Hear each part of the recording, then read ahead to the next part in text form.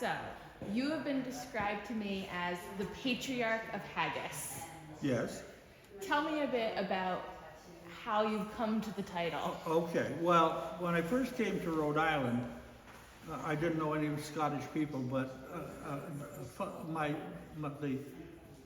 the waitress at the high school recognized my name as being very Scottish, and so that's a nice Scottish name. And I said, oh yeah, I guess so. And I knew a little bit. So the next thing I knew, there was a man come toddling across the street, Alec Malcolm, and introduced him from the Caledonia Society. So he wondered if I wanted to join. I said, well, I never joined much when I was younger. I wasn't a Boy Scout, I wasn't a Sea Scout, I wasn't this, that. So I said, well, you're going to have a Burns night? And he said, yes, we are. And it's going to be at this hall in Providence. So we went, and they had haggis there. And I said, are you going to have haggis? Oh, yes, I think we're going to have a haggis. So, okay, I went, and the people were so warm and greeting. I finally had joined the Caledonia Society. And Mrs. Jardine used to make the haggis. And they used to get the casings from Soggy's, and she'd make one large haggis. And that was enough for that size party. Well, that went on and on and on. But during the year of the bicentenary in Rhode Island, all the ethnic groups became more active. And so this, that, and the other thing. And finally, it ended up in my kitchen to make the haggis, because they were only making one, and we were having more and more people attend things, so we needed more haggis. And well, they oh, I know where I can do it. You know, and so anyway, I ended up making the haggis. So was haggis something you had made at home prior to this for your family? Well, no, I didn't make it for the family, but I had to make it for the society, the Caledonia Society, and that became the St. Andrews Society and the British Empire Club, and they all had a haggis on certain occasional days of some celebration.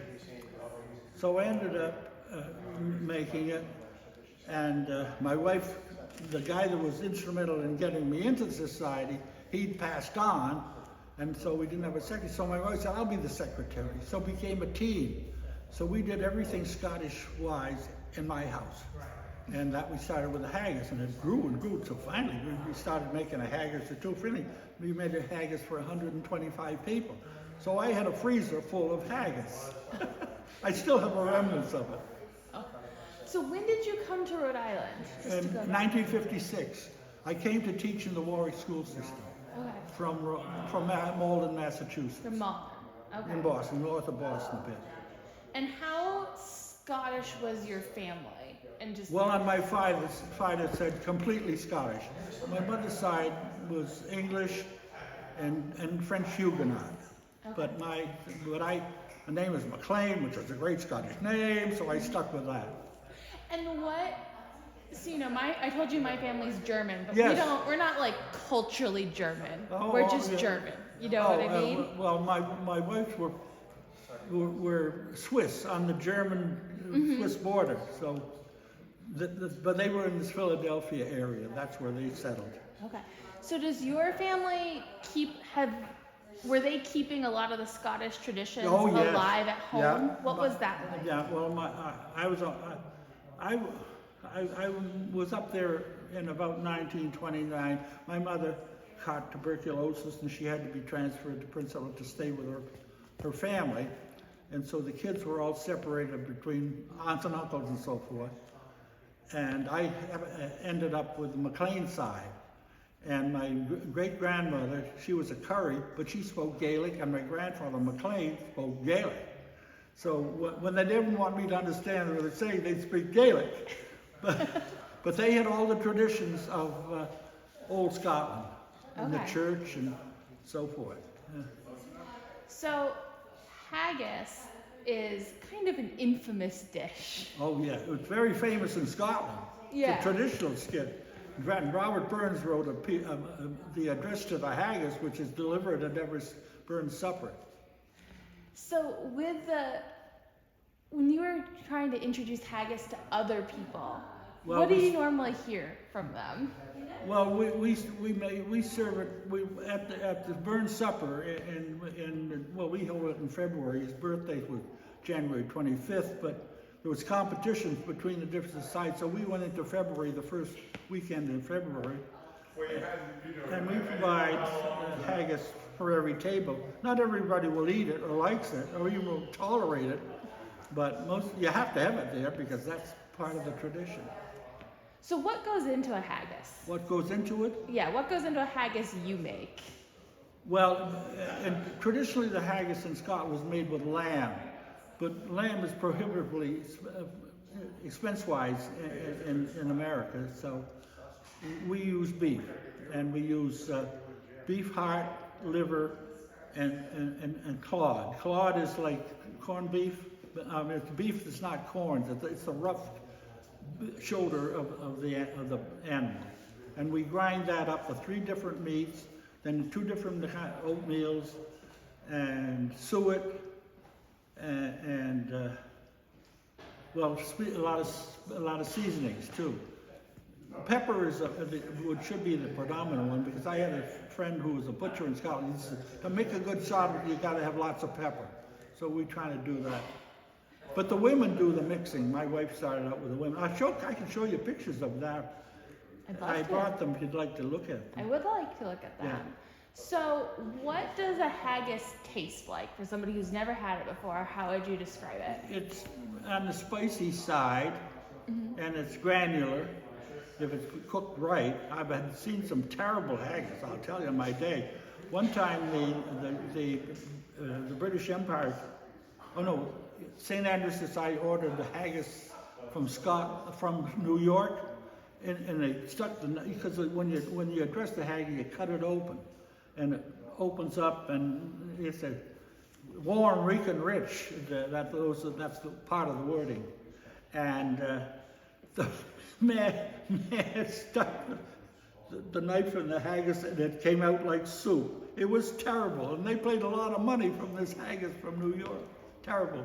But anyway, so you have to get the right consistency, and then it's granular as you serve to you. It's granular, and the liver comes through. My wife said the liver comes through as the predominant taste because there's onions and the suet and the 3 beets and et cetera, et cetera. I was the guy that stuffed the casings. Okay. You'll see that. You're going to see that operation? I am going to see it. Oh, okay. So then I can explain more then. Okay. It'll be easier. So, what has kind of been, why bother keeping haggis alive and haggis on the table? Well, it's a pudding. It's not alive. I mean, keep making it. Oh, because it's needed at every Scottish activity. Usually there's a haggis presented.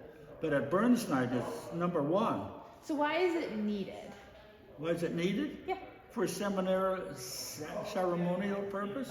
Because I tell you, this is the address to the haggis, which is about, fair fly, your honor, soncy face, great chieftain, all the pedant race, a bend them all, you take your case, spread stripe or third, whale your wordy your graces, langs my arm. The groaning trencher there you fill, your hurdies like a distant hill, you mill.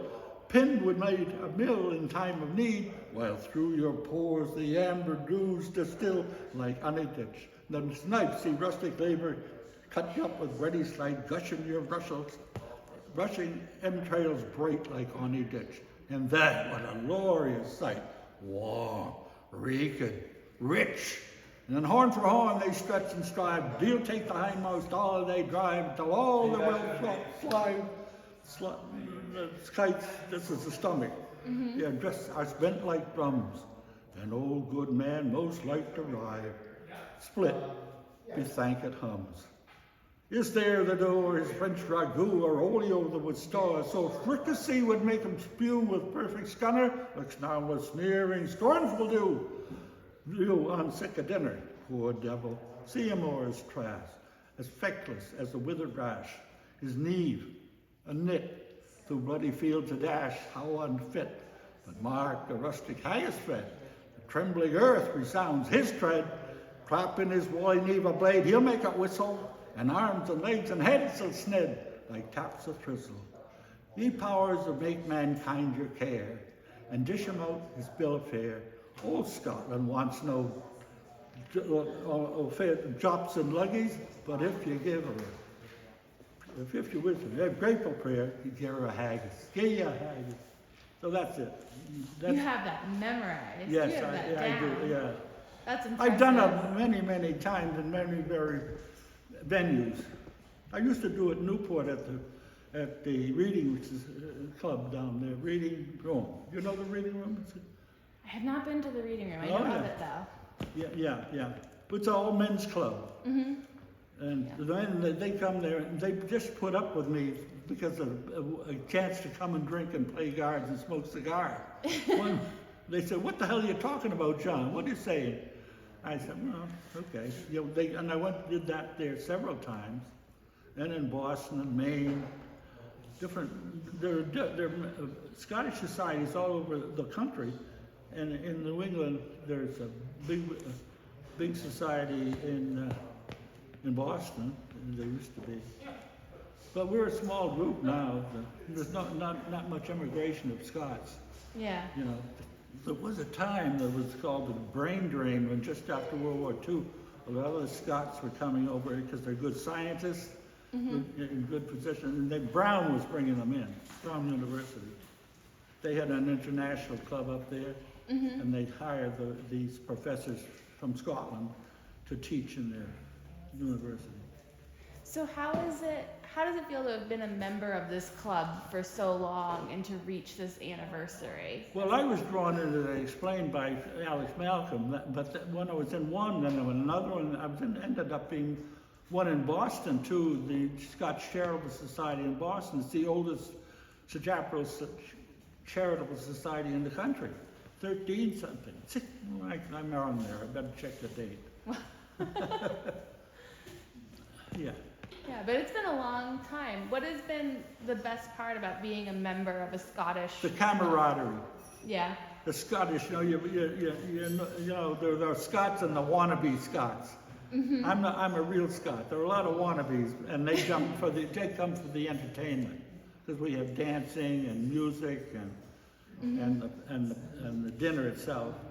Well, it's supper. We call it a Burns supper. Okay. And that's what they call it in Scotland too. I've been to Burns suppers all over, well, Annapolis, Maryland, Ontario, Canada, Kilmarnock, Scotland. I said Hamilton, Ontario, I think, but I get mixed up. Am I confusing you? No, but are you ready to make some haggis? Yes. All right. Yeah. Let's Yeah. go make some haggis. I've been making it for must be 35 years.